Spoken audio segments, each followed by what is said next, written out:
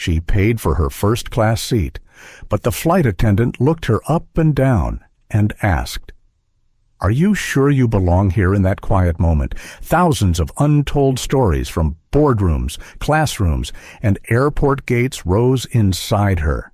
Celeste Monroe is not just any passenger. She's the CEO of a multi-billion-dollar tech firm. She's elegant, composed, and black. When she quietly takes her seat in Suite 1D, no one on board knows they're about to witness a turning point, not just for this flight, but for an entire industry. Why did the flight attendant serve her water in a plastic cup, while others received champagne? What happened when a white passenger refused to sit next to her, and how did this calm, soft-spoken woman use silence, truth, and grace to end a man's career and begin a movement? This isn't just about one flight. It's about what we tolerate in silence. It's about who gets to feel safe, seen, and respected even at 35,000 feet. If you believe respect should not depend on the color of your skin, stay with us. Like, share, and subscribe to hear the full story of how one woman changed everything by simply refusing to move.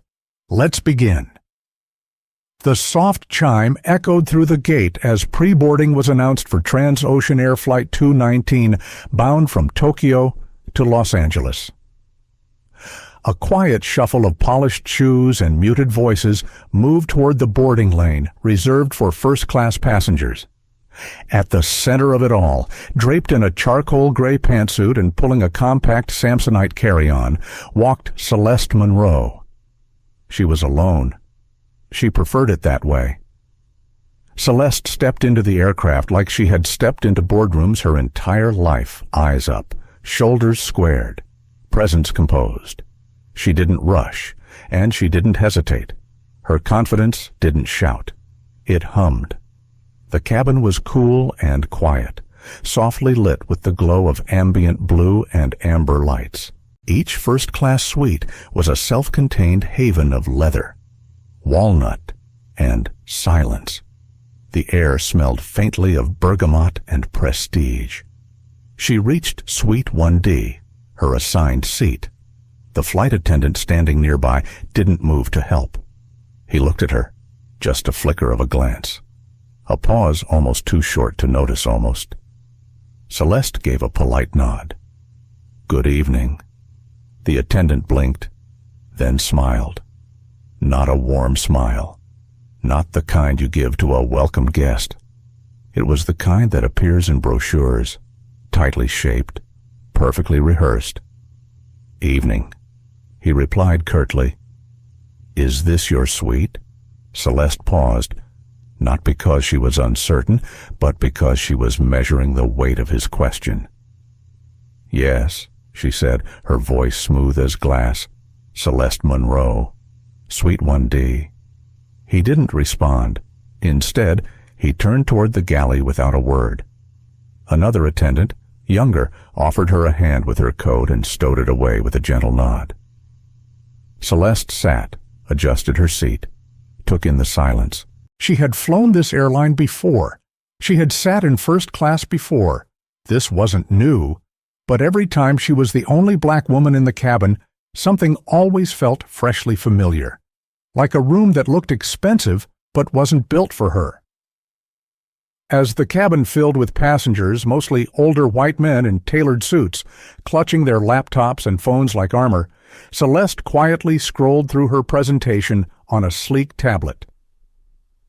The numbers from the Tokyo summit were better than expected.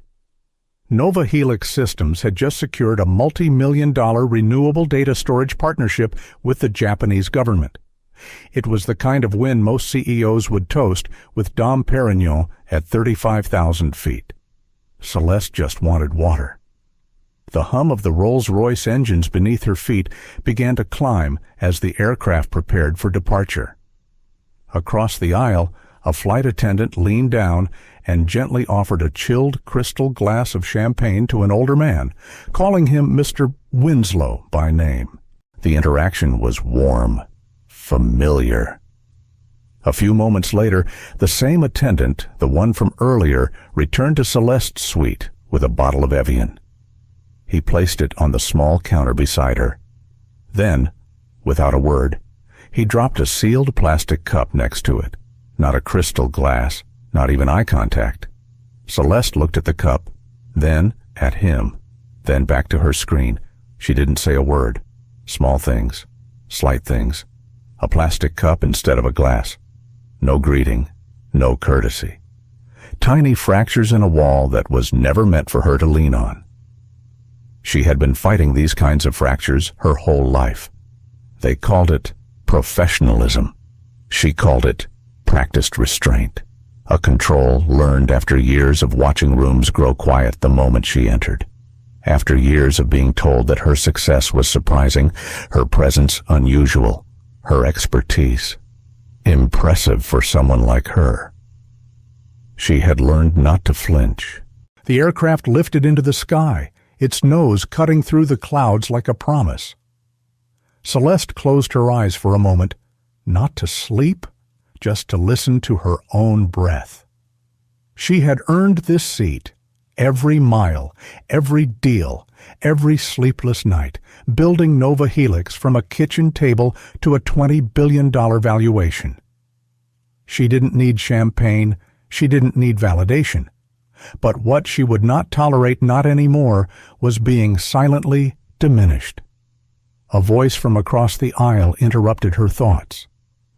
"Beautiful night for flying," said the older man with the champagne.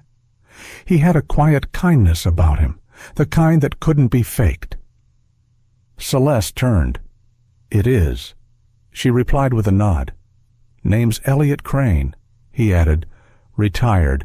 Used to sit in courtrooms instead of cabins." She offered a smile. "Celeste Monroe. I still sit in a few boardrooms." His eyes lit with quiet recognition. "Nova Helix." She nodded. He smiled more genuinely this time. "Heard your keynote last year. You spoke about algorithms and equity like they were poetry." Celeste chuckled softly. "Some days they feel more like war zones." He laughed gently. "You wear the armor well." Their brief exchange ended as the lights dimmed slightly and the flight settled into its climb. Celeste leaned back and glanced toward the galley. The attendant from before his name tag read Spencer Doyle was laughing softly with another crew member. His smile relaxed and easy. It wasn't the one he gave her. She looked away. She wouldn't let one man rewrite the narrative of her night. Not tonight, but still. She opened the Notes app on her tablet, typed 4 words, Suite 1D, Spencer Doyle. Then she locked the screen. She wasn't here to cause trouble. She was here to get home, but if trouble insisted on finding her, it wouldn't like what it found. The lights in the cabin dimmed to a soft amber as dinner service began. The seatbelt signs were off, and the hum of the engines had settled into a steady lull. Most passengers in the first-class cabin had reclined into their suites, sipping wine or tapping quietly on their devices. Celeste Monroe sat upright in Suite 1D, not because she was tense, but because her posture had always been part of her armor. She watched as the curtains rustled near the galley. Spencer Doyle emerged, pushing a cart clad in linen and polished trays, his hair still perfectly combed, his demeanor still clipped. He stopped first at Mr. Winslow's suite across the aisle. The tone in his voice changed. Warmth flooded his words like honey poured into tea. "Sir, we have a beautiful Chilean sea bass tonight, pan-seared with a miso glaze, accompanied by asparagus and truffle mashed potatoes. There's also a lobster bisque to start and a wine pairing from the Loire Valley I'd recommend highly." Winslow chuckled and said, "Surprise me." Spencer nodded graciously, as though he were serving royalty. Then he turned to Celeste. No eye contact, no smile. Just the tone of a man in a rush. "The options tonight are chicken with rice or pasta primavera." Celeste raised an eyebrow slightly, not looking away from her tablet. "Are those the only options?" she asked, her voice calm but firm. A moment of silence hung in the air. Spencer's pen tapped lightly against his notepad. "There's also sea bass and lobster bisque," he replied flatly, as if offering them now was an inconvenience. "I'll have the sea bass," Celeste said, finally looking up at him. He gave a curt nod. "Very well." And with that, he pushed the cart forward. Celeste stared at the space where he had just stood. She wasn't surprised. She wasn't even angry. Not yet. This wasn't new. But it was insulting. She had faced men like Spencer Doyle in venture capital meetings, in technology summits, in hotel lobbies where they assumed she was part of housekeeping until she stepped on stage. There was always a look, a pause, a moment where they calculated her worth based on her skin, her gender, her presence in a place they didn't think she belonged. She'd always handled it by being better, by being undeniable. But on a plane, sealed in aluminum at nearly 38,000 feet, there was nowhere to walk away. There were only rows and walls and polished wood trays that revealed how much the world still failed to evolve. A soft clink came from across the aisle. Mr. Winslow was being served his meal with a flourish.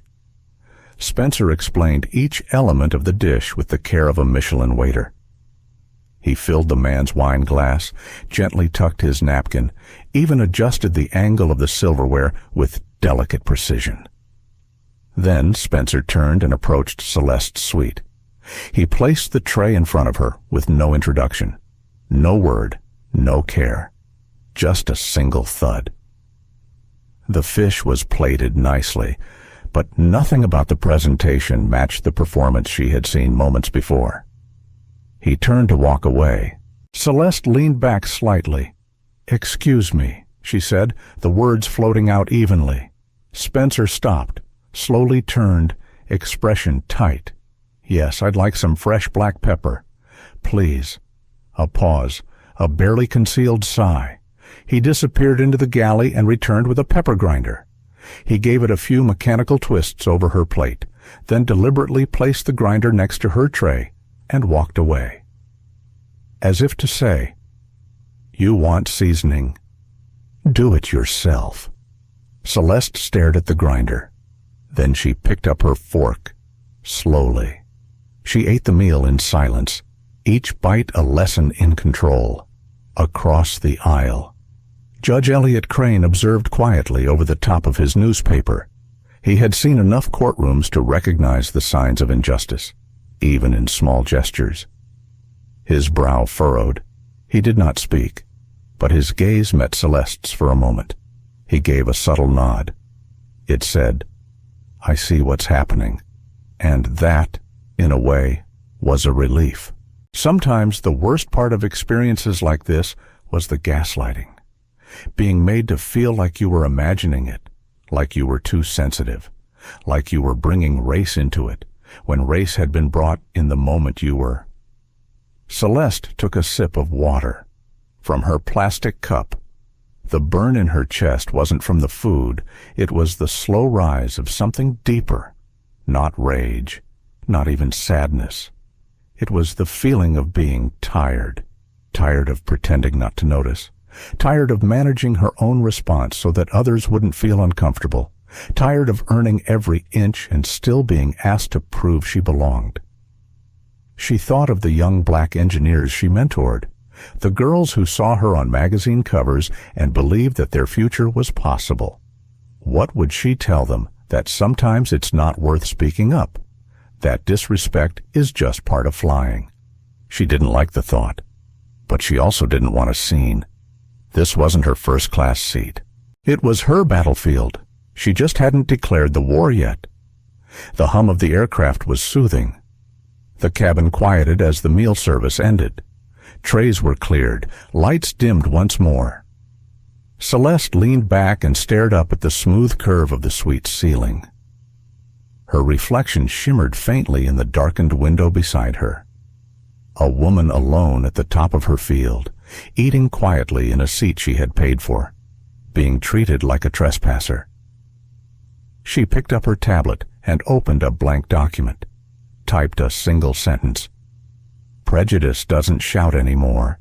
It whispers, but I hear it. Then she closed the app.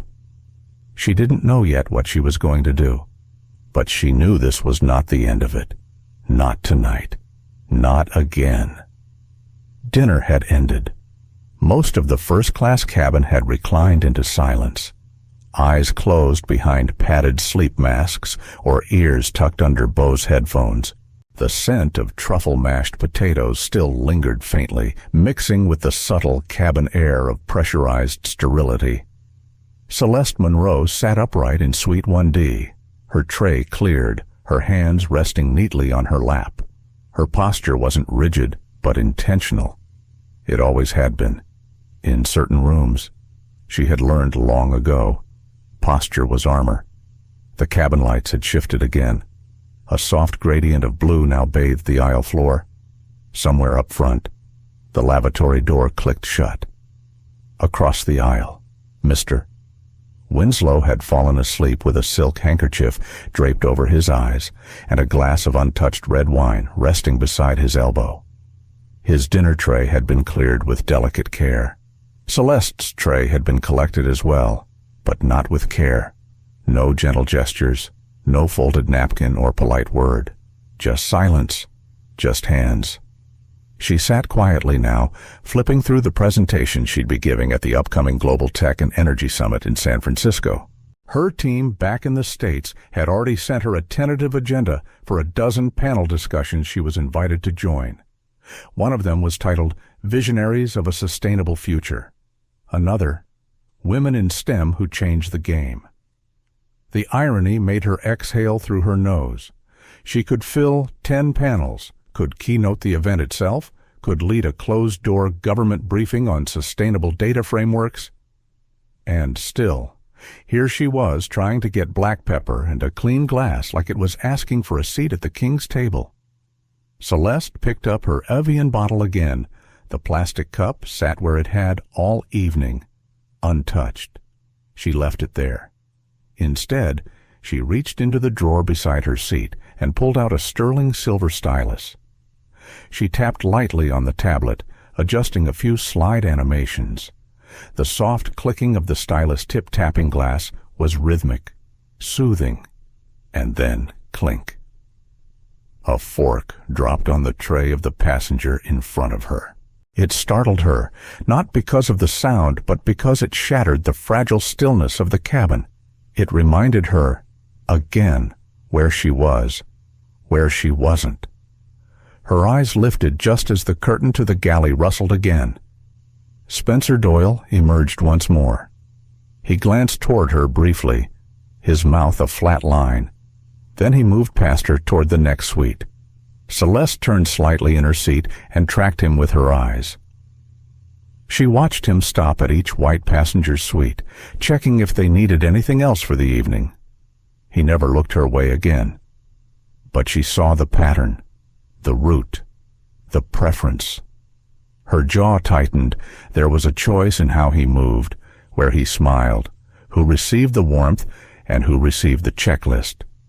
She had seen that choice too many times in her life to doubt it now. When she was 8, a librarian followed her through the children's section and asked if she was lost. When she was 15, a substitute teacher refused to believe she had tested into advanced physics until the principal confirmed it. When she was 23, an investor told her that her pitch was impressive, but maybe a little too ambitious for someone with her background. Now, at 41, the microaggressions had just changed clothing. Same poison, different bottle. Celeste looked at her reflection again in the curved window beside her. The stars outside were faint through the double glass. Her own face, calm and unreadable, floated over the sky. She leaned forward and pulled out her phone. There was no Wi-Fi connection yet, but that didn't matter. She opened the camera, turned it inward, and stared for a moment. Not to take a selfie, not to smile, just to see herself, to remind herself. She looked into her own eyes and thought, I am not crazy. I am not imagining this. Then she turned off the screen. The stylus slipped from her hand and landed softly on the armrest. She didn't move to pick it up. Her hands were still. Her heart was not inside her. A low conversation had begun, one part of her saying, "Let it go. Do not make this bigger than it is. Do not give them a reason to say you were difficult." Another part said, "No.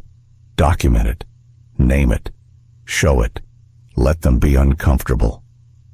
She thought again of her mentees. Layla, who had just landed her first job at a startup in Palo Alto, and texted her last week, asking, "What do I do when they ignore my ideas in meetings?" Or Jasmine, who had presented an app to an all-white venture panel and was told it was not scalable before they even asked a follow-up question. She thought of them, and she thought of her niece, Imani, who was 12 and brilliant and already asking why none of the girls who looked like her were ever in the science books. Then she thought of her father. Don't let them shape you by what they think you are. Shape them by what you prove you are. She took a long, steady breath. She knew this was not over, but she also knew the cost of action. Would calling it out ruin her flight? Would it make her look petty, emotional, ungrateful? Would people believe her, or would it just be easier for them to think she was being dramatic? She swallowed the weight of it all, then picked up the stylus. She opened a fresh document on her tablet. The title, Chronicle Flight 219.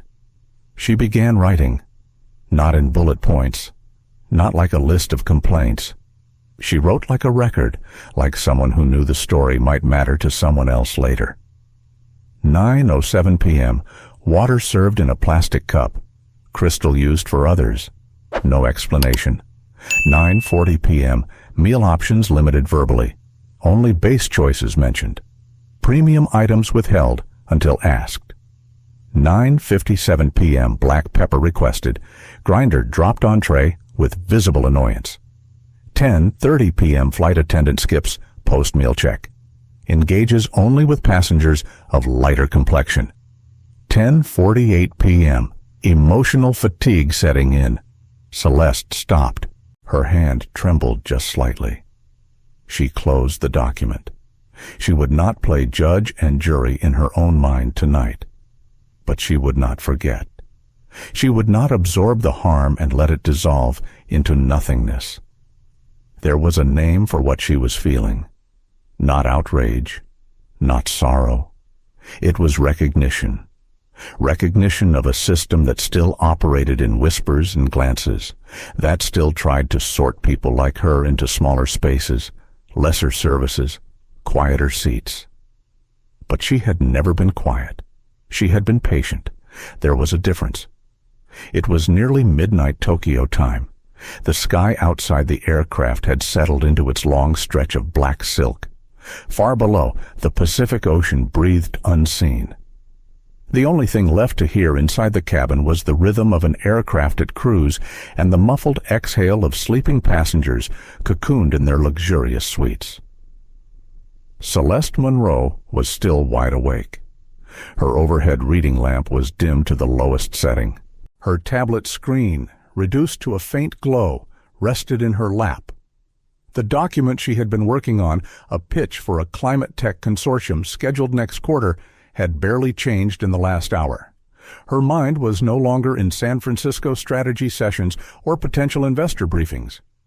It was here, stuck in seat 1D, thinking about plastic cups and pepper grinders. She wasn't angry, not in the conventional sense. What she felt was harder to name. It wasn't a heat in her chest. It was a cold ache in her bones, a feeling too familiar to flare. It simply settled. Her fingers idly traced the edge of the armrest. She was considering trying to sleep when another flight attendant passed by. It was not Spencer Doyle this time, but a young woman named Camila. Her hair was neatly tied back, her eyes gentle and warm even in the dimness. Camila smiled at her without hesitation. "Would you care for some green tea before you rest?" Ms. Monroe Celeste blinked. The question startled her with its kindness. Yes, she said softly. Actually, that sounds perfect. Camilla returned moments later with a delicate ceramic cup resting on a small linen napkin, steam curling upward like a whisper. Please let me know if you need anything else, she said sincerely, then bowed her head slightly before retreating. The contrast made Celeste's chest tighten. Same airline, same training, different choice. She sipped the tea slowly. The warmth reached her throat, then her stomach, as if trying to remind her that she was still allowed comfort. She rested her head back and closed her eyes for a moment. Just a moment. That was when she heard the footsteps. Harder. Clipped. Spencer. She didn't have to open her eyes to know it was him. She heard the shift in posture, the weight of entitlement pressed into each step. She felt the air around her change. "Ma'am," he said sharply. She looked up. Spencer was standing over her suite, arms crossed behind his back like a school principal. His voice was low but carried enough edge to scrape against the cabin's quiet. "The cabin lights are dimmed for a reason. The glow from your screen is disturbing other passengers." Celeste didn't speak right away. She sat up fully, then glanced to the left. The walls of the suite were high and curved. To the right, across the aisle, Mr. Winslow had his mask on, mouth open slightly in deep sleep. No one stirred. Not a single head turned. "I don't believe the light is visible beyond this suite," Celeste said evenly. "I've taken care to keep the brightness low. And I'm working." Spencer's lips thinned. Airline policy states that passengers must minimize any disturbances during designated rest periods. His voice was rising slightly. She stared at him. Then, in a voice like winter, said, "And I am in a private suite with a door, working on my device. If there is an actual complaint, I'm happy to address it through the purser." Spencer didn't back down. Instead, he stepped closer. "Frankly, ma'am, I'm surprised you're even in this cabin to begin with. Most of our premium passengers are respectful of the rules. They don't cause problems." It hit like a slap, not because it was shouted, but because it was intentional, specific. She could feel every syllable pressed between the lines of what he actually meant. "You don't belong here. People like you." A beat of silence followed, the kind that makes time feel like it is holding its breath. Then, from the other side of the aisle, another voice cut through. "What did you just say to her?" It was Judge Elliot Crane. He had removed his sleep mask. His face was flushed, not with sleep, but with fury. His eyes, clear and direct, fixed on Spencer. Spencer turned, caught off guard. "Sir, this passenger is disrupting the cabin and refusing to dim her." "No," Judge Crane interrupted. "This passenger was working quietly in her own suite.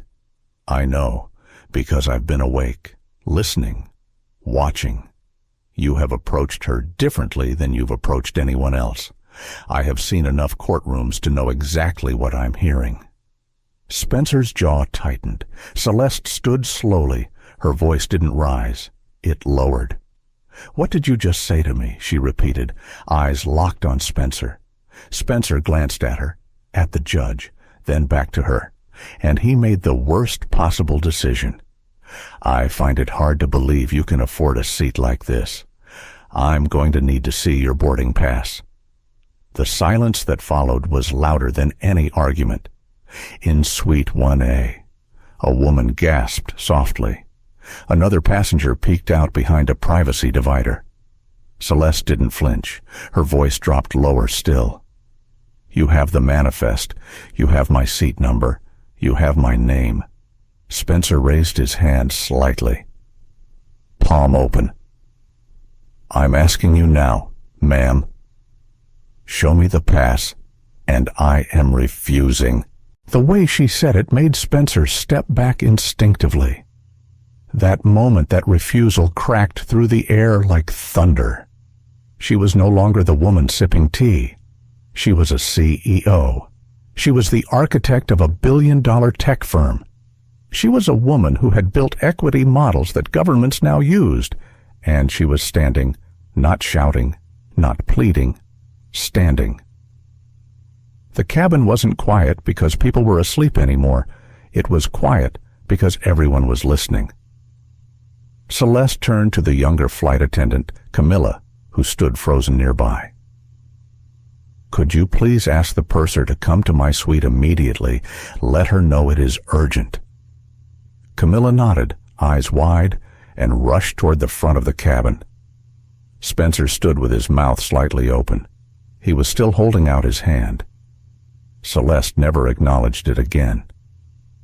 The purser arrived 5 minutes later, stepping into the cabin like someone entering a tense courtroom after whispers had already swept through the gallery. Her name tag read Lauren Castillo. Her face, composed and pleasant under normal circumstances, now carried the stiffness of someone who'd just been briefed with an incomplete and highly edited version of events. She walked past sleeping passengers, pausing at Suite 1D, where Celeste stood. "Ms. Monroe," she said carefully. "I understand there's been a misunderstanding." Celeste tilted her head. "No, Ms. Castillo, there's been a violation." Lauren blinked. The word was not expected. "A violation," she repeated, trying to diffuse the temperature in the room with a soft smile. Celeste's eyes didn't move from Lauren's. Yes, a violation of dignity, and a pattern of discriminatory behavior that has gone unacknowledged for nearly 3 hours. Behind Lauren, Spencer Doyle lingered like a shadow. The expression on his face had shifted since Judge Crane's interruption. He was quieter now, but not humbled, not remorseful. Instead, his stance carried something Celeste recognized from years in corporate negotiations: caution mixed with calculation. Judge Crane, seated across the aisle, spoke before Lauren could reply. "I've been awake the entire time," he said clearly, "and I can attest that Mr. Doyle has singled her out repeatedly, in tone, in service, and now, in accusation. I have no doubt what I witnessed." Lauren's eyes flicked toward him. She recognized the name. Anyone who read the New York legal pages would. Celeste exhaled slowly. She was not eager to perform her pain, but neither would she protect their comfort. "First," she said, "I would like this incident recorded, formally. Not just with a note in your crew log. I want it escalated to corporate, with full documentation." Lauren nodded slowly. "I understand. I can initiate a report." "Second," Celeste continued, her voice calm but firm, "I want confirmation that the cabin's security footage is being preserved. Any attempt to erase it will be considered obstruction." "Of course," Lauren said, though her voice now carried a tremble. "Third," Celeste said, "I want an apology. Not from the airline, from him." Spencer's jaw twitched. "I was simply following protocol," he muttered. "No," Celeste said, "you were following preference. Yours." The silence after her words was different now. It was not just tension, it was witnessing. Lauren shifted uncomfortably. "Ms. Monroe." "If I may speak candidly, you may not." Celeste interrupted gently. "Not until I finish." She turned toward her seat and tapped the side panel. The screen lit up. She opened the document labeled Chronicle Flight 219. She turned it toward Lauren. "I've kept a time-stamped log of every interaction, including when I was served in plastic while others received crystal, when my meal options were restricted, when I was skipped during cabin service, and when I was singled out for using a tablet that caused no actual disturbance. I've noted the times, the responses, and the exact words used. Lauren's throat moved as she swallowed. Celeste continued, "You are welcome to read this now or wait for my legal team to deliver it to Transocean Air's executive board." There was no shouting, no threat in her tone, just the soft weight of truth delivered clearly. Camilla reappeared at that moment with a cup of still steaming tea for Judge Crane, having overheard his defense earlier. She paused when she saw the tableau. Lauren motioned her aside. "Camilla," she said in a quiet voice. "You were on duty during the first service round, correct, yes?" Camilla nodded. "Did you notice anything unusual?" Camilla looked at Celeste. Then she looked at Spencer. And, slowly, she nodded. "Yes," she said simply. "I did." Lauren inhaled sharply. Spencer turned his face away. That small nod from Camilla cracked something wide open. Celeste saw it. It was the moment the story stopped being only hers. Lauren straightened. "Ms. Monroe, I will personally ensure this incident is elevated to our corporate response team. And, for what it's worth, I am deeply sorry this happened under my watch." Celeste looked at her for a moment. "I accept your apology," she said, but not on his behalf. Lauren turned to Spencer. His face had gone pale. I didn't mean to offend," he said, eyes lowered.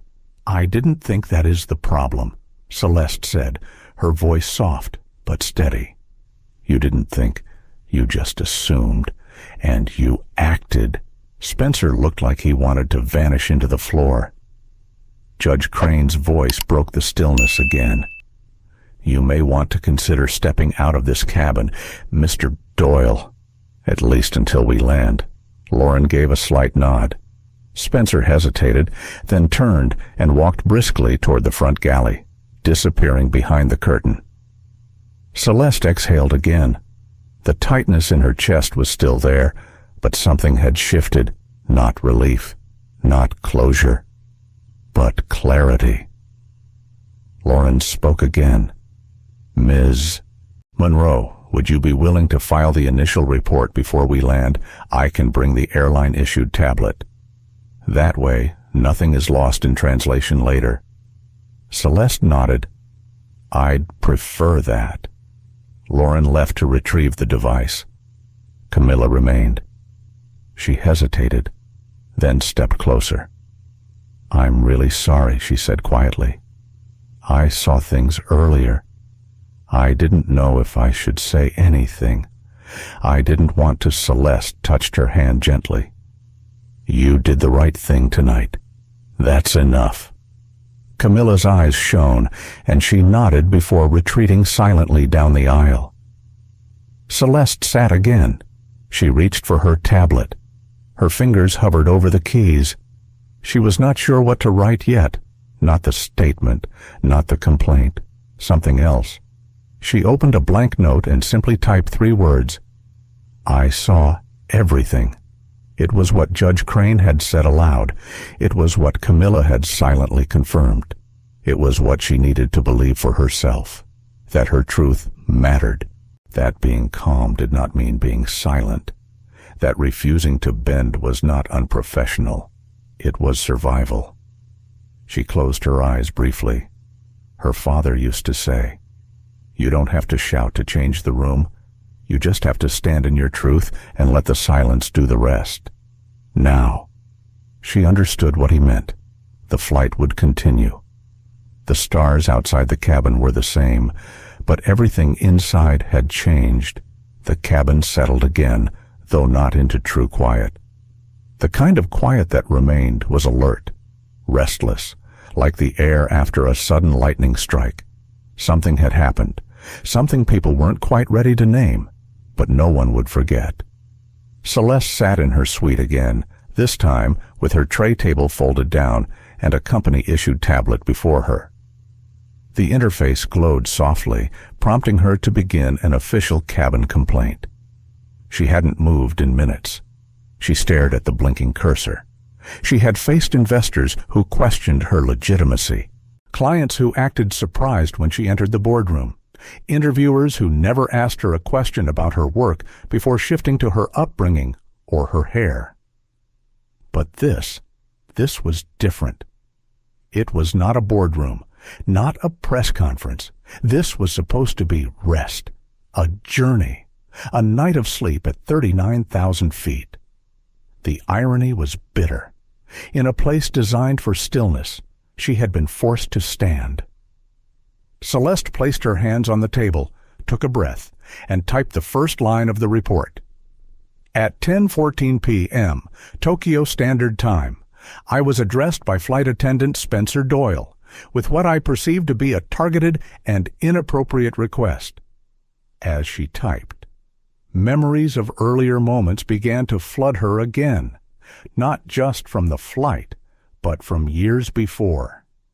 She remembered the summer conference in Zurich, when the front desk at the hotel asked her twice if she was in the correct building, the gala in Paris, where security checked her badge but waved through others, the launch party in Seattle where she stood on stage, introduced as the founder of Nova Helix, and the host still turned to the white male COO to ask the first question. Each of those slights had passed like paper cuts. They hurt, but alone. You could dismiss them. But this was deliberate. It was not oversight. It was confrontation. And it happened where no one expected power to be questioned. First class. Celeste continued to type.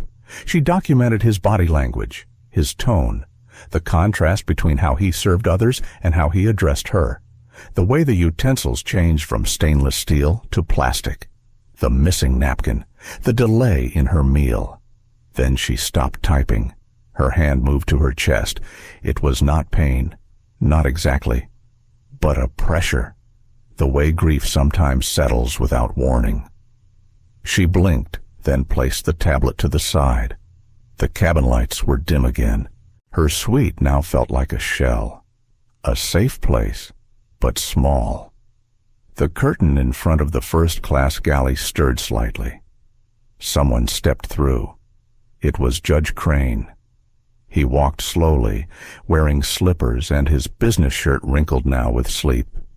He paused at her suite. "May I?" he asked. She nodded. He took the seat opposite her. "Sorry if I'm intruding," he said.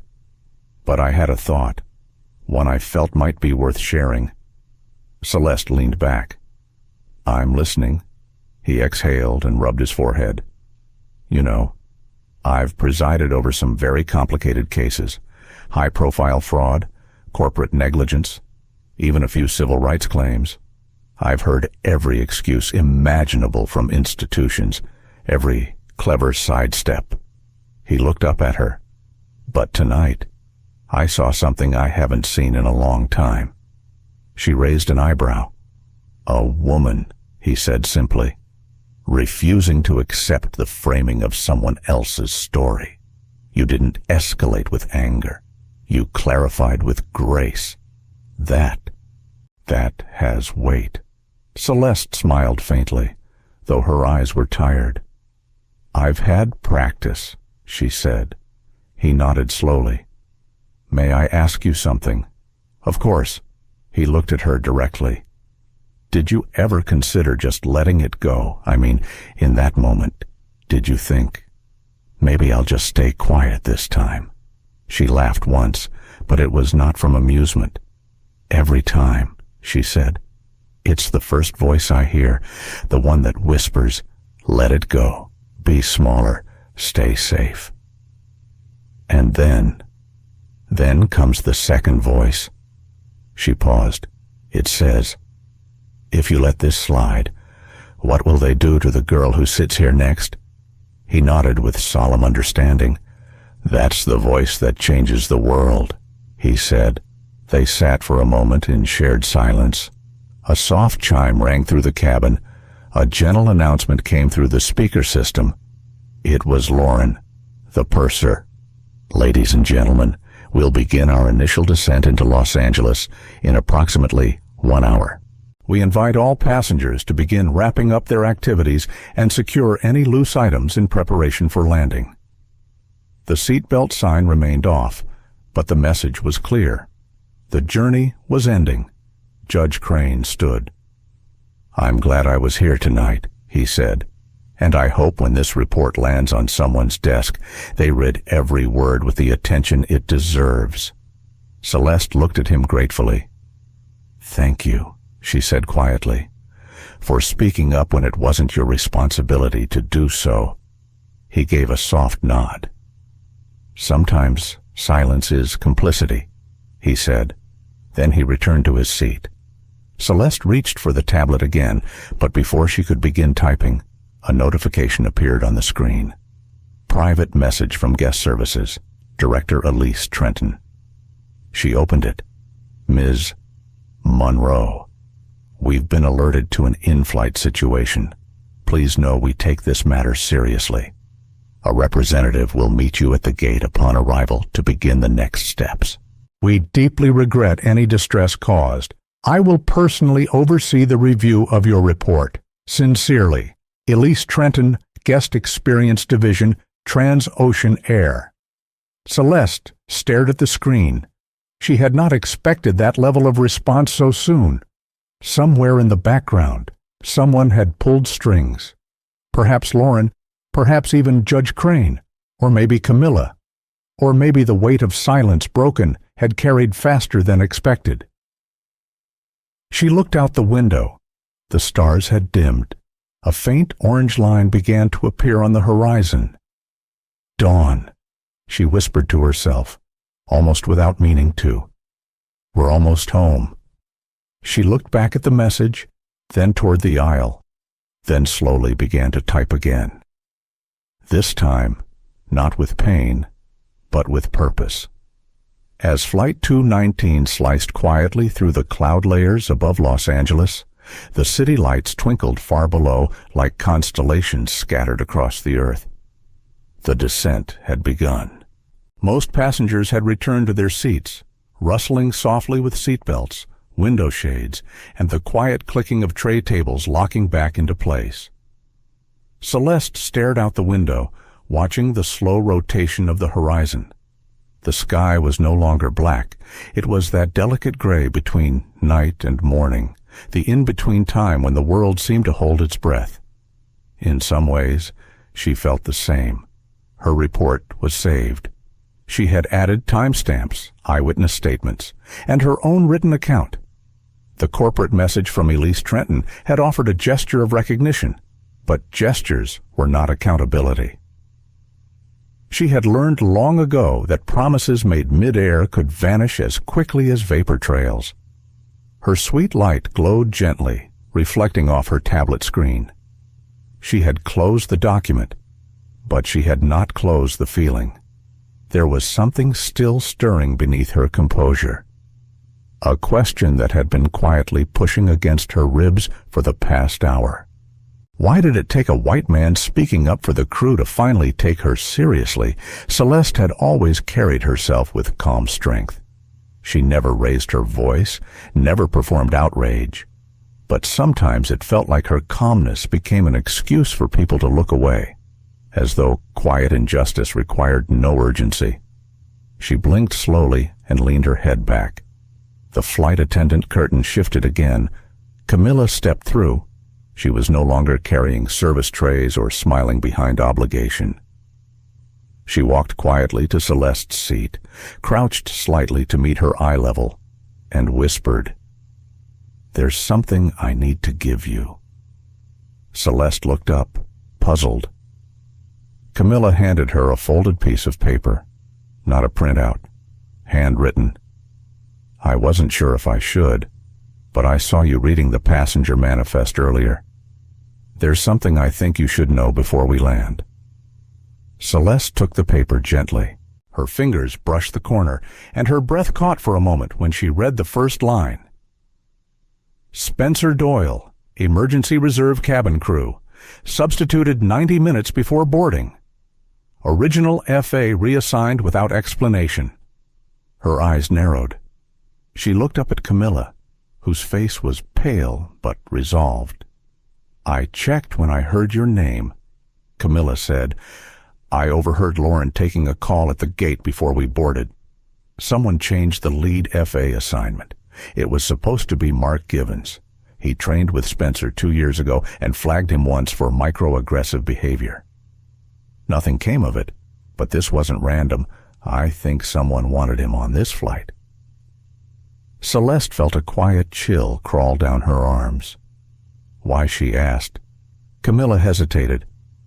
I don't know, but I know this isn't the first complaint involving him, and when I saw your name on the manifest, I remembered you. Nova Helix. The Diversity Investment Forum last year. I was watching online. Celeste looked at her closely. You followed the summit. Camilla smiled nervously. You said something that stuck with me. That sometimes inclusion isn't about opening doors. It's about dismantling the locks that should never have been there in the first place. Celeste's throat tightened. She had said that on a stage in front of 2,000 executives, and here it was, coming back to her at 39,000 feet from a junior flight attendant, crouched beside her seat with a handwritten note and wide, brave eyes. I'm going to submit this, Camilla said, nodding toward the paper. I'll take the risk. I just wanted you to have a copy, in case someone tries to make it disappear. Celeste folded the paper carefully and placed it in her carry-on. Thank you, she said, her voice quieter than she intended. You didn't have to do this. I did, Camilla replied, because silence doesn't just protect them. It damages us. She stood and walked away without waiting for praise. Celeste sat still for a long time. She looked out the window again. The coast had appeared. A thin gold line traced the edge of the Pacific Ocean. Los Angeles was just beyond. She reached for her phone and typed a quick note to herself. The lock was moved. The key was forced. But I am still here. She closed her eyes briefly and rested her hands in her lap. The captain came on the intercom, announcing the final approach. His voice was calm, practiced, utterly routine. Celeste was anything but. The landing gear dropped with a muted thump beneath her. Across the aisle, Judge Crane gave her a small nod. She returned it, not as a thank you, but as a recognition of something deeper, of shared presence, of having borne witness. The aircraft banked slightly to align with the runway. Celeste felt a strange sensation in her chest, not anxiety, not relief. It was something else, a readiness. She glanced down at the folded note in her bag. She would not let it disappear. She would make it matter. The wheels touched down with a soft screech. The engines reversed. The brakes hummed. The city greeted them with the faint orange glow of a new day. People clapped, some sleepily, others out of habit. Celeste did not. She sat with her hands on her knees, eyes open, breath calm. The plane slowed to a crawl. The lights brightened. A chime rang overhead, and then a new voice came through the speaker system. Not the captain, not Lauren. A woman's voice, firm, measured. Ladies and gentlemen, this is Elise Trenton, Director of Guest Experience at Transocean Air. On behalf of the entire team, I want to thank you for traveling with us today. We are aware that an incident occurred during this flight that affected one of our passengers. Please know this is being taken very seriously and will be addressed with transparency and integrity. For our guest in Suite 1D, a representative will be waiting at the gate. The rest of you may deplane normally. Thank you. The cabin went silent. Every head turned slightly toward Celeste. Some tried not to look. Others stared openly. She stayed seated. Judge Crane turned to her. May I walk with you? She nodded. The doors opened. Celeste stood, grabbed her carry-on, and walked into the aisle as if she had done nothing extraordinary at all, because in her mind she hadn't. She had only told the truth, and refused to apologize for it. The jet bridge was unusually quiet for an international arrival. No chatter from ground crew, no strollers being rolled up, just a stillness that hummed with anticipation, the kind that made people glance at each other for answers without speaking a word. Celeste stepped through the doorway. The first person she saw was a woman in a navy pantsuit holding a tablet against her chest. Her posture was perfect, her expression unreadable. Next to her stood a man with a security badge, earpiece in one ear, neutral but attentive. The woman stepped forward. "Ms. Monroe, welcome to Los Angeles. My name is Avery Lynn. I'm the Internal Investigations Liaison for Transocean Air. Ms. Trenton asked me to personally escort you to our response suite." Celeste nodded. She could feel eyes behind her. Passengers filtering out of the aircraft, curious, wary, and some suddenly realizing they had just flown with someone far more significant than they understood. "I'd prefer not to be taken through a private exit," Celeste said calmly. "Let's walk the terminal." Avery hesitated. "There's a crowd at the gate. News may have broken early." Celeste's eyes flickered. How Avery lowered her voice. "It appears a passenger in business class live tweeted part of the confrontation. It's already been shared by several influencers in the DEI and corporate accountability space. You're trending under the hashtag Flight 219 Incident." Celeste exhaled softly. So it was public now. Good. She turned slightly and saw Judge Crane standing just behind her, suitcase in hand, watching the exchange. He gave her a subtle nod and continued walking into the terminal without interruption. Camilla followed behind, her eyes meeting Celeste's for the briefest second. There was worry in them, but also quiet resolve. Celeste turned back to Avery. "Let's go through the gate. I have nothing to hide." Avery nodded once. "As you wish." They walked out into the terminal. The first thing Celeste noticed was the silence again. A different kind this time. The kind that follows shock. The kind that clings to people when they don't know whether to cheer or apologize. A small crowd had gathered. Some held phones. Some did not. Some lowered their gazes when she passed. Others kept their eyes fixed on her face like they were seeing something they had never quite understood before. A man in a crisp suit stepped forward from the group. "Ms. Monroe," he said, voice smooth and public. "I'm Ethan Krause, Vice President of Global Operations. I'd like to apologize in person for what transpired." Celeste looked at him. This wasn't real concern. This was optics. And she had no interest in optics. She didn't stop walking. "If you're ready to apologize, start by suspending your lead FA protocols until you complete your audit. And tell your PR team to hold the statements until I've seen your internal report." Ethan faltered. Avery kept pace beside her. They moved past Gate 17 where an overhead screen still listed their flight as arrived on time. The irony made her smile. Faintly. On time. Perhaps, but late in every other way. She entered the private lounge set up for arriving dignitaries and high-value passengers. Inside was a small table, coffee service, and a few closed folders. Avery gestured for her to sit. "I'll walk you through our initial process. There's been a request for media comment, but we've refrained for now." Celeste removed her coat and sat down. "I'll be releasing a statement through my own channels. You'll receive a copy once it's finalized. I recommend your team listens more than it talks for the next 72 hours. Avery blinked, nodded, and opened one of the folders. "We have already begun an accelerated review. The onboard CCTV from your suite confirms the exchange with Mr.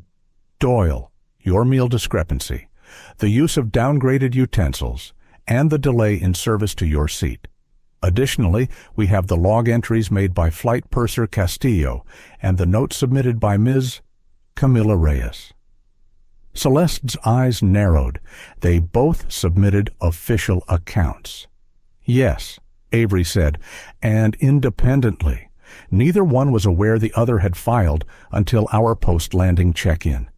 Their statements match yours, almost word for word. Celeste sat back. That changed everything. I'm going to be clear, she said. This is not about me being appeased. This is about your structure.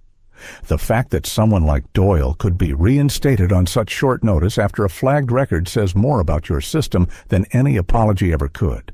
Avery looked away for a brief moment, then back again. There is another element, she said carefully. A memo was forwarded to us from Gate Control at Haneda. Someone within the U East operations team placed a call to Japan requesting the substitution of Mark Givens with Spencer Doyle. We are investigating the source of that request. Celeste's stomach turned, but her face remained still. This wasn't random, she said. Someone targeted this flight. It appears that way. There was a silence between them now. Not empty. Full, with the weight of truth finally stepping out of its hiding place. Avery closed the folder and sat back.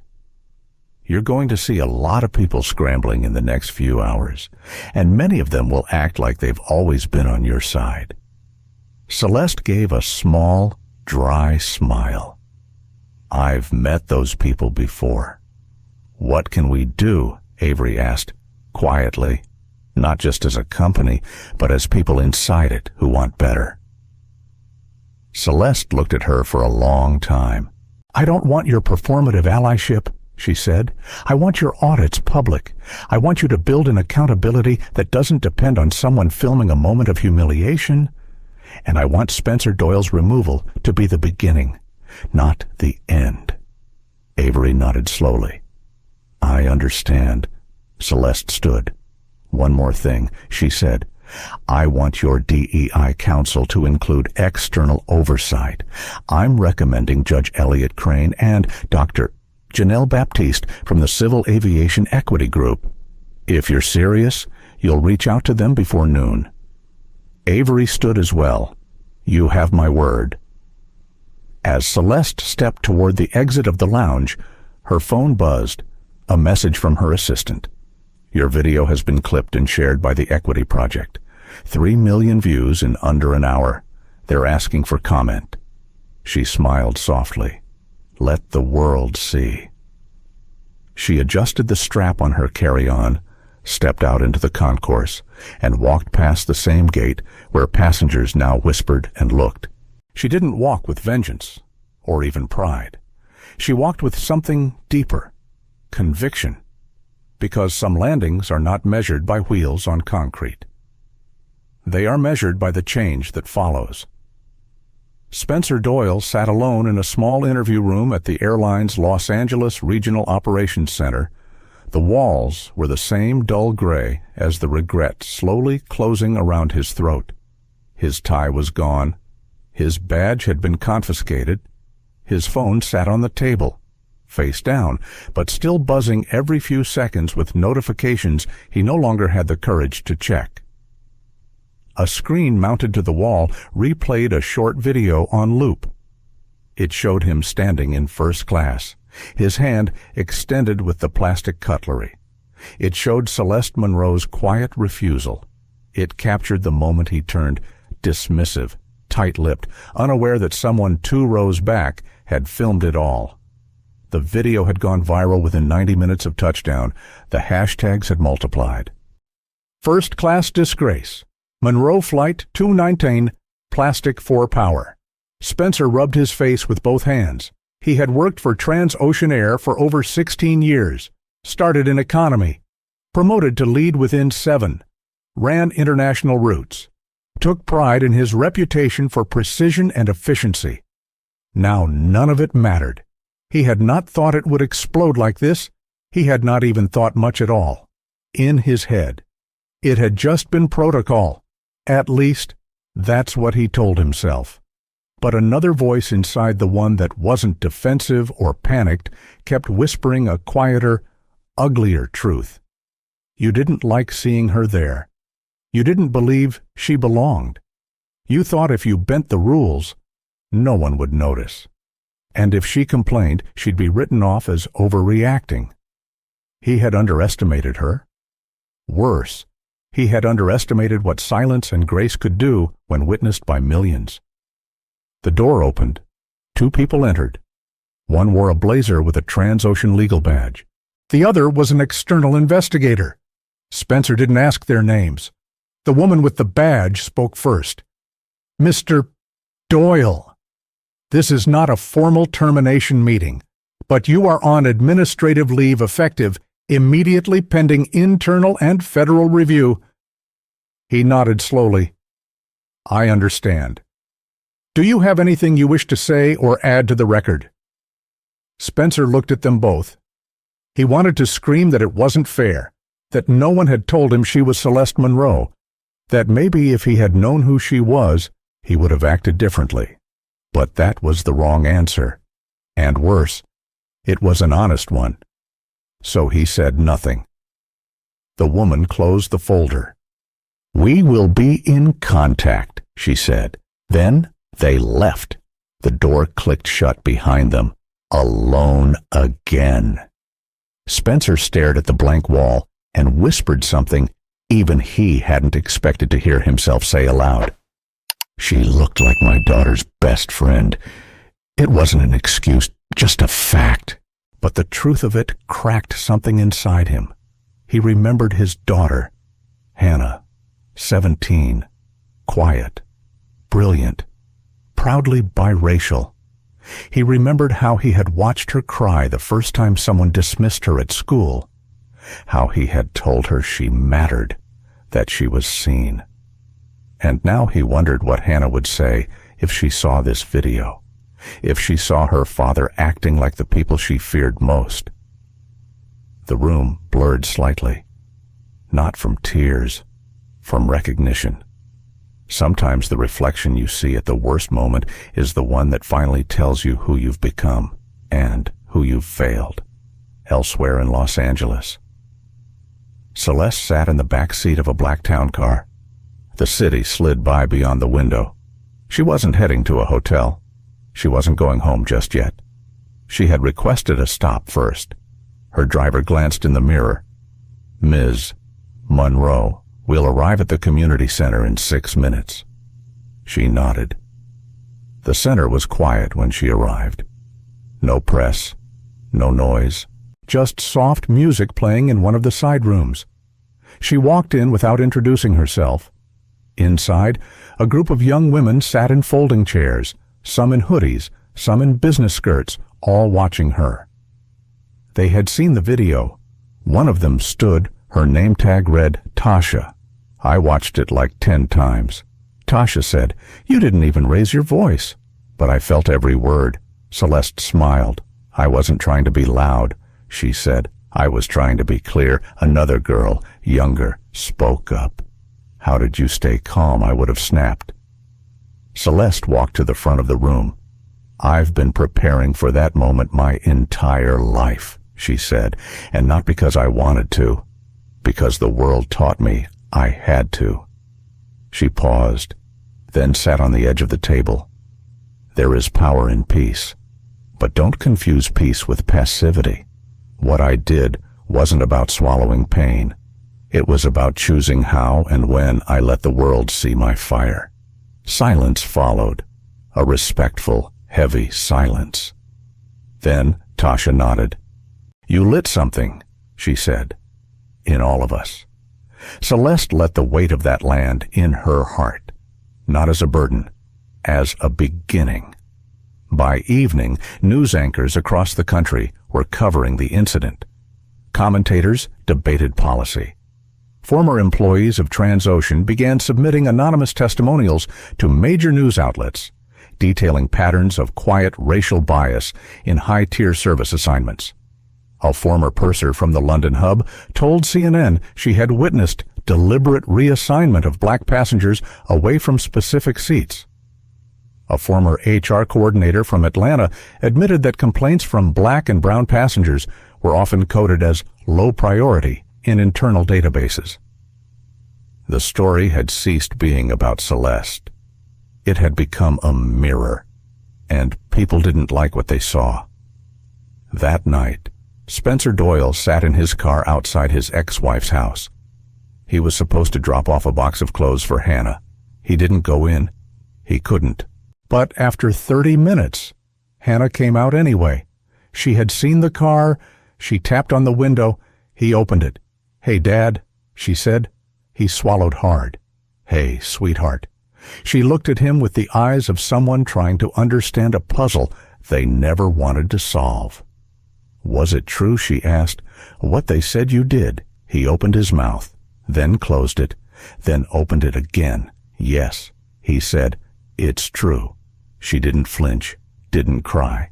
She just nodded once, then asked the question that would live in his head for years to come. "Would you have done it if she looked like me?" He didn't answer, because he couldn't, because maybe the answer was no, and that meant everything had to change, starting with him. The elevator to the 32nd floor was lined with gold-trimmed mirrors, but Celeste Monroe refused to look at herself. She already knew what she would see. A woman composed, controlled, not a strand of hair out of place. Power in a fitted navy blue suit. Calm in her breath, fire behind her eyes. It was the look of someone who had already endured more than they should have to explain. The elevator dinged. She stepped out. 2 corporate aides flanked her on either side, one holding a printed binder with sections tabbed in blue and green. The other held nothing at all, except the sharp awareness that Celeste Monroe's presence was no longer a matter of protocol, but of consequence. At the end of the corridor, behind glass doors etched with silver wings, waited the Trans-Ocean Executive Board. Inside, the room felt colder than it should. The long conference table stretched out like a runway, polished to a reflective sheen. Bottles of water stood unopened beside neatly stacked pens and notepads. 10 men, 3 women, mostly white, mostly older. At the head of the table, wearing a dark gray suit with an even darker expression, sat Chairman Howard Langley. Celeste entered without announcement. She did not shake hands. She took the seat reserved for her. She opened her folder. She looked directly at Langley. "Shall we begin?" There was a pause, a thick one. Then Langley gave a stiff nod. "We are here today, Ms. Monroe, to review your formal grievance and its implications on our operational protocols and public integrity." Celeste tilted her head slightly. "No. You are here because the world saw what happens when quiet discrimination meets the wrong witness." Gasps were audible, but she did not flinch. She reached into her bag and pulled out a single sheet of paper. "I'm not interested in your apology packages or corporate messaging. I'm interested in your system and how it got built." She laid the paper on the table. It was Camilla's handwritten note, the one confirming Spencer Doyle's last-minute assignment. She had it authenticated, time-stamped, cross-referenced. One of the board members, a younger woman named Sonia Park, leaned forward to read it. Her eyes widened slightly. "You believe this was intentional?" Sonia asked. Celeste nodded. "Not by chance. By design. This wasn't a rogue employee acting out of character. It was a culture that quietly reshuffled one staffer to accommodate another's bias." She paused. "And it's not just me. You've had over 40 internal complaints filed in the last 18 months regarding racially biased service in first class. 80% were marked unresolved, not dismissed, just unhandled." Langley's jaw tightened. "We've already initiated an independent review." "No," Celeste said quietly. "You've initiated damage control." The room fell still. Then she took a deep breath, one hand lightly resting on her binder. I didn't come here to demand someone be fired. I came here to demand that you stop pretending this company doesn't have a hierarchy of dignity. She turned toward Sonia. I read your inclusion statement from last quarter. You said, and I quote, "We aim to treat every traveler like a valued guest." But that's not what I was treated like. I was treated like a problem. She sat back, because I didn't fit the image of who you thought deserved Suite 1D. For a moment, no one spoke. Then a voice rose. It was Vincent Morales, Chief Risk Officer, Ms. Monroe. May I ask, why didn't you respond more aggressively when it happened? Celeste looked at him without blinking. Because I've spent a lifetime learning that if I raise my voice, I become the threat.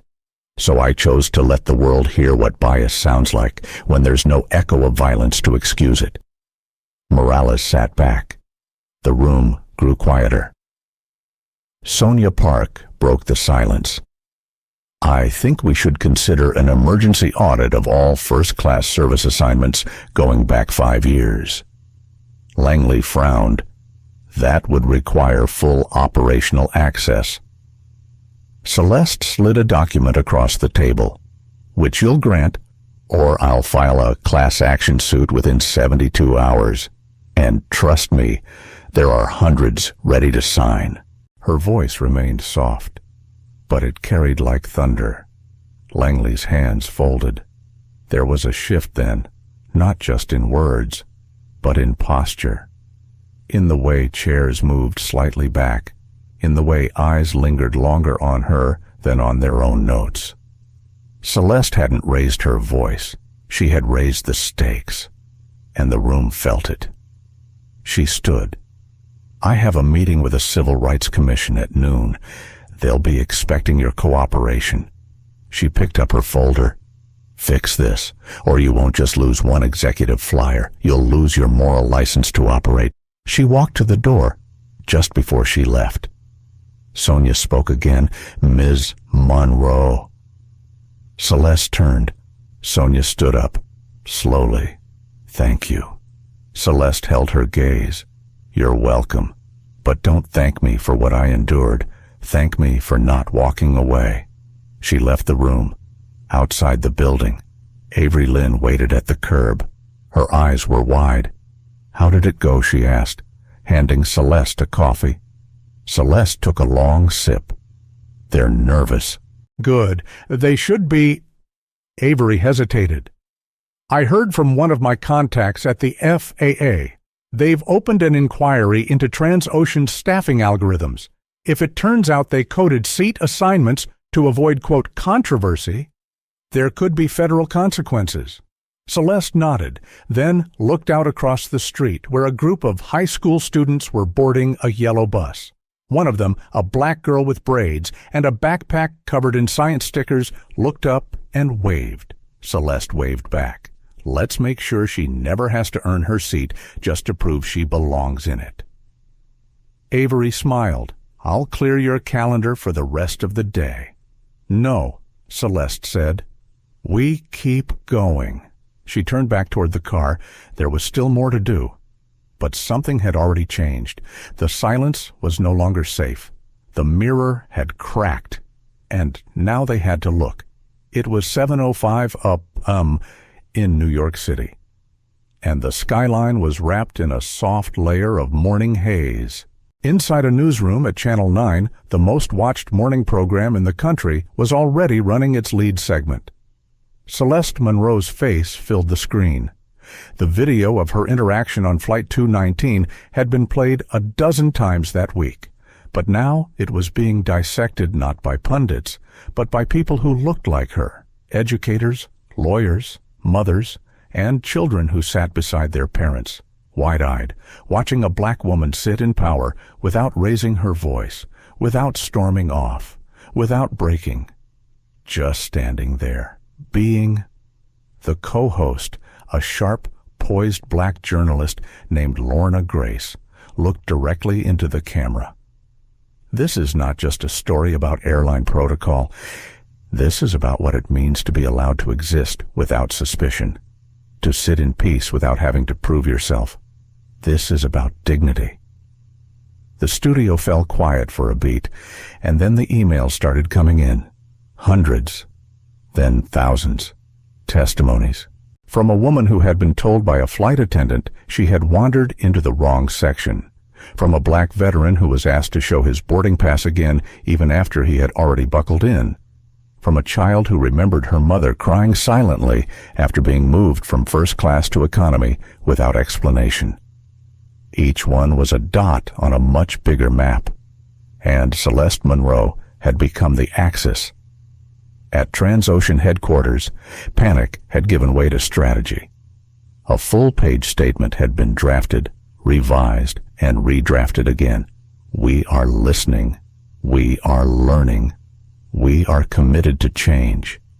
But Avery Lynn was already 5 steps ahead. She had organized a press roundtable for that afternoon, but this one would not take place in a hotel ballroom or a corporate boardroom. It would be held in a local public library in downtown Oakland, open to the community. When she told Celeste, the CEO only nodded. Let them come. Let them ask anything. Transparency would not be a performance. It would be a promise. Celeste sat quietly in her hotel suite that morning, looking out over Lake Merritt. She had lived in so many cities, seen so many skylines, but this one felt different, not because of the view, but because of what was happening behind it. A ripple, a shift. She thought of her mother then, a teacher in Jackson, Mississippi. A woman who once walked Celeste through the front doors of a department store that had never welcomed them before, just days after desegregation. Her mother had walked with her head held high, her grip firm. Do not flinch. Do not cower. We are here because we belong. Celeste had not always believed that. Not fully. But she did now. And maybe that was why it hurt more. Because belonging should never have to be earned. She walked over to the small table near the window. On it sat a stack of printed emails Avery had delivered earlier that morning. Dozens of them, each with a name, a moment, a heartbreak. She picked one up. It was from a man named Rodney. He was a truck driver from Tallahassee. He wrote, my wife and I saved for our anniversary trip for 2 years. When we got to our seats, the flight attendant smiled at everyone in our row except us. I remember thinking, maybe we just imagined it. But then she offered champagne to every other couple. Said she ran out before us. My wife cried in the hotel room that night. Said she felt like we didn't matter. Said maybe we never would. But then we saw you. You didn't raise your voice. You didn't shrink. You reminded us that we do matter. That maybe next time we should speak up too. Celeste folded the letter and held it in both hands. The tears came before she realized they were forming, not from pain, from recognition. Sometimes change does not roar. Sometimes it whispers through the cracked doors of those watching from the quiet. That afternoon, the community hall inside the library filled quickly.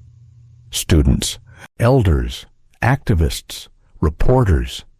The air was thick with the kind of silence that carries expectation, not hostility, not anger, just the kind of energy that comes from people ready to listen, and perhaps more importantly, to be heard. Celeste walked in wearing a gray blazer over a simple cream blouse. No podium, no teleprompter, just her voice. She sat on a simple chair at the front, a bottle of water beside her, and gestured gently to the small circle of attendees. I don't have a statement prepared, she began, because this isn't about a performance. This is about presence, yours and mine. There was a soft murmur of agreement.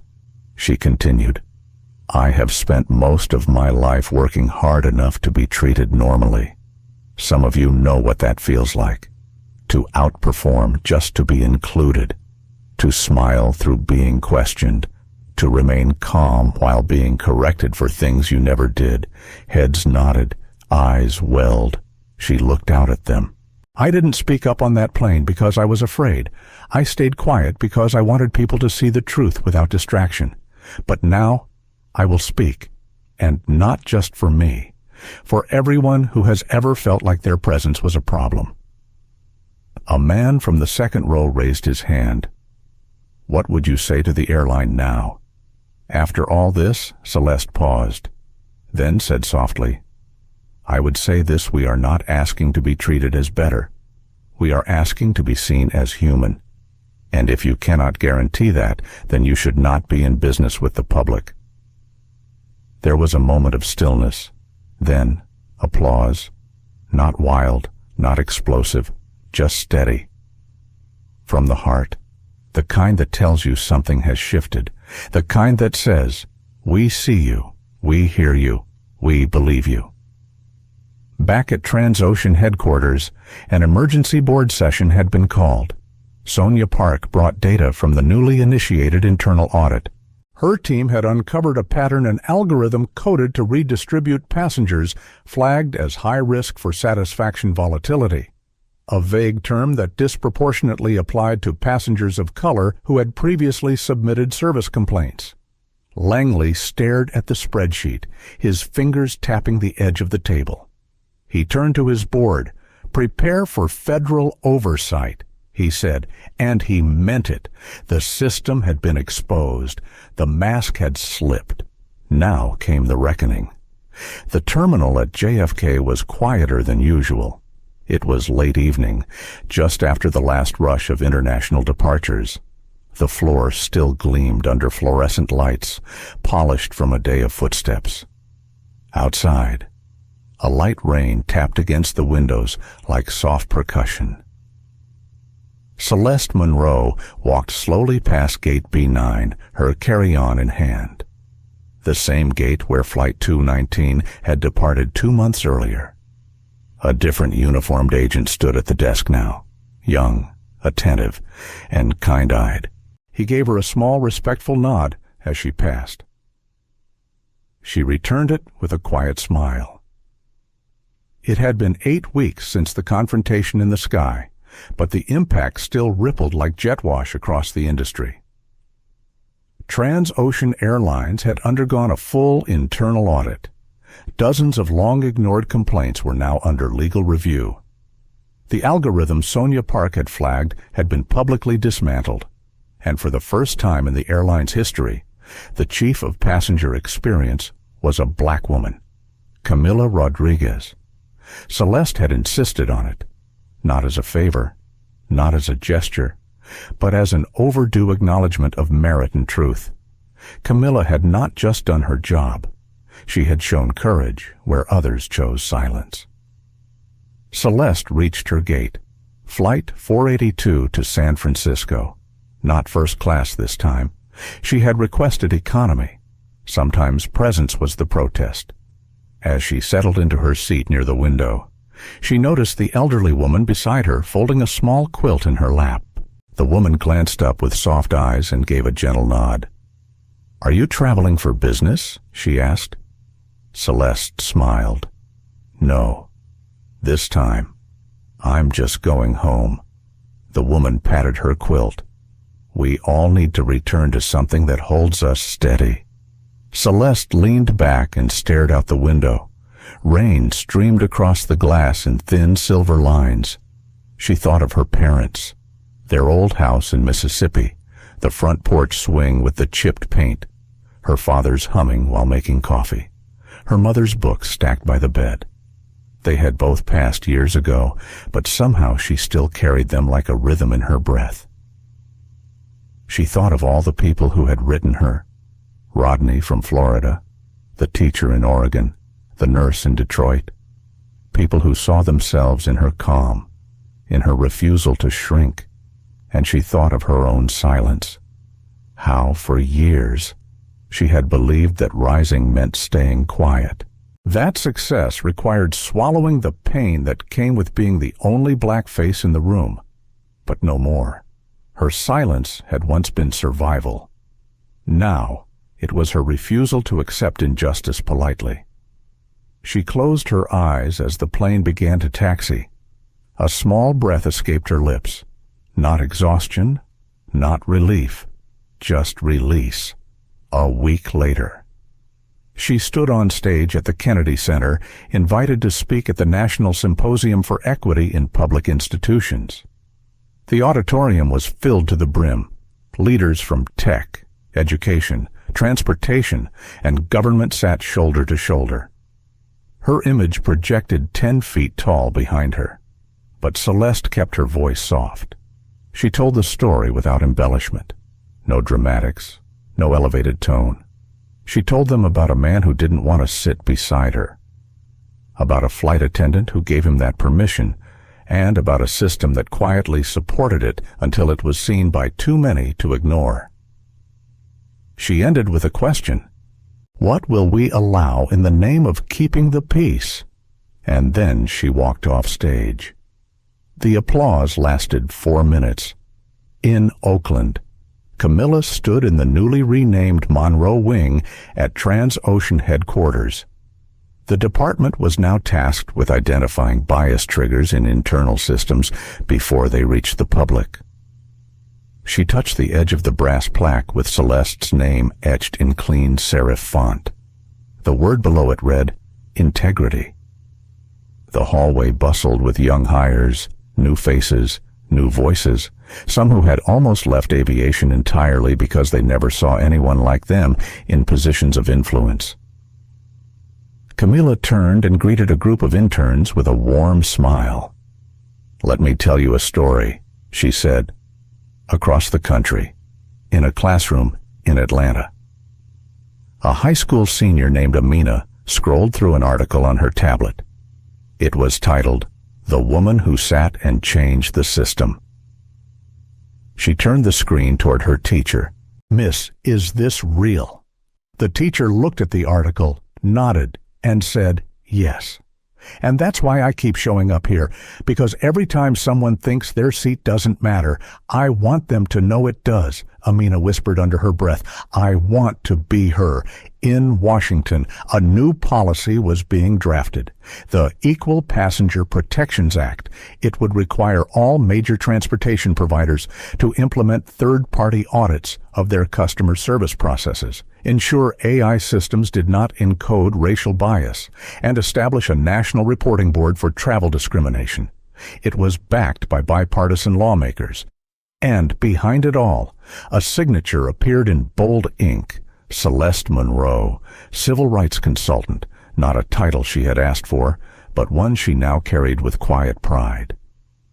In San Francisco, Celeste sat at her kitchen table with Avery Lynn. The late afternoon light cast long gold lines across the hardwood floor. Avery passed her a small package. "What's this?" Celeste asked.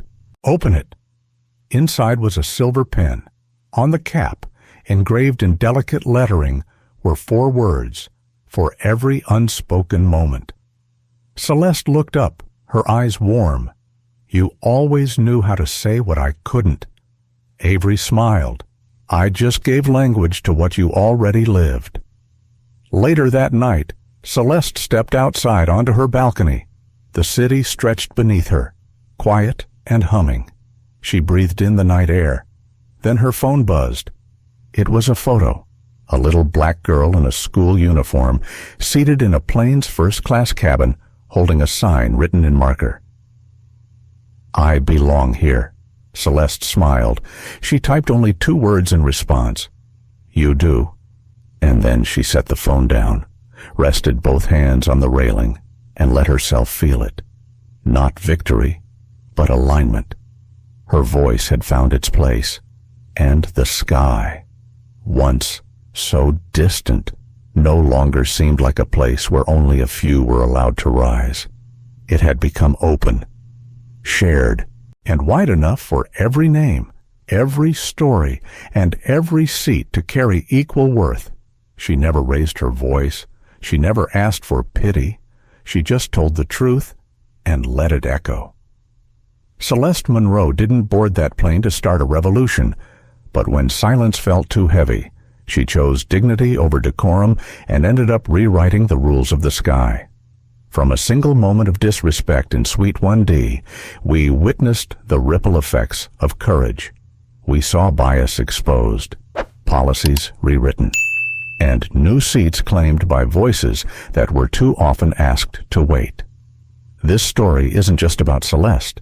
It's about every black woman who's ever been questioned, doubted, or politely ignored. It's about every quiet act of resistance that built the path for someone else to rise. And it's about us choosing not to look away. If this story stirred something in you, if you've ever been made to feel less than or watched it happen to someone else, let that feeling matter. Share this story. Let it spark conversation. And subscribe to our channel, where we honor voices that challenge, heal, and transform. There are more stories to tell, more truths to hear, more skies to reclaim. We'll be here. Will you? Until next time.